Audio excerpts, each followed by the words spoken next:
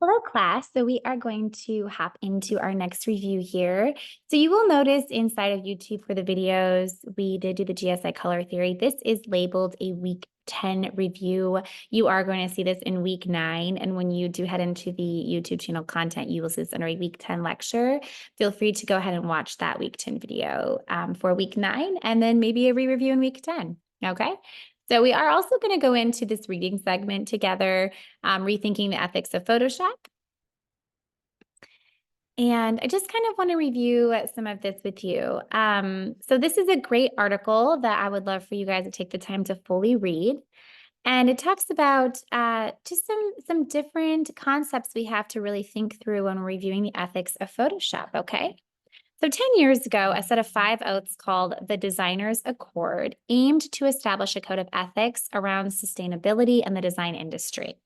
More than 1,000 design firms and organizations voluntarily adopted the accord, as well as thousands of individuals from 100 countries and 6 continents, helping to raise awareness about eco-friendly design while giving designers a concrete way to engage clients in conversations about sustainability today and commonplace practice.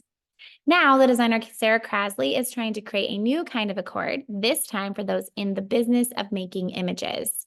She calls it the Retoucher's Accord, a Hippocratic oath for authenticity in images. The first draft of the 5-part oath, modeled after the designer's accord, places an impetus for changes on the entire system, from casting directors to graphic designers to photographers to business people.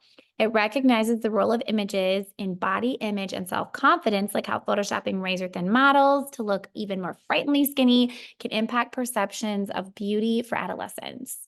It also asks those who sign on to emphasize practicing empathy and integrity, learn more retouching techniques that embody the Accord's values, and become evangelists for the cause. So I want you guys to continue reading through this, but she goes into, talking about airbrushing a model cellulite. She talks about understanding the best processes potentially for retouching. And yeah, it's just, there's a great amount of information here that I challenge you guys to read through and to explore and then to think on it. Like, how do you feel about this, right? So the summary here, it just discusses like Krasley hopes that the Retouchers Accord will help raise awareness on an industry-wide level and encourage more people involved in the process to rethink the images that they're creating. I also want to take a minute and kind of read this as well. So the Retoucher's Accord isn't just about body image. A lack of image authenticity can be misleading in other ways if used without any ethical guidelines, right? So this is a really powerful statement, right? It's not just about body image. A lack of image authenticity can be misleading. Okay, so these are things that ethically speaking, we as designers really have to contemplate over. Sometimes this can mean that a client comes to us, or we're working in a design firm or a marketing agency, and we are asked to potentially alter or edit an image in a way that we don't feel is ethically compliant to our morals.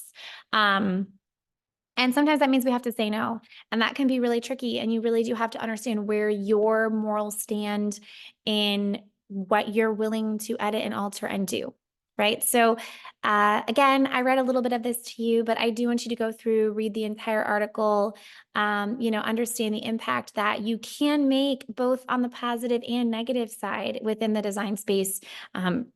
Mastering the concepts of Photoshop is amazing, and the alterations and editing that can be done is amazing. However, there is like this less is more line, right, of what we're doing and how we're doing it and the type of manipulations we're making to photos.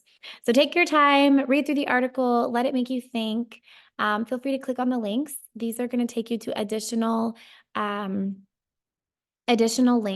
web pages, I should say, that will also give you more information on some of the discussions being referenced. Okay, so take some time to do that, and then let's pop back into our module here. Let's go down to week 9 again, where we were, and we are going to also look at the Dove campaign for real beauty. Grade 5 news, camera, campus forward. Then the recording sound, slated, and we're recording now.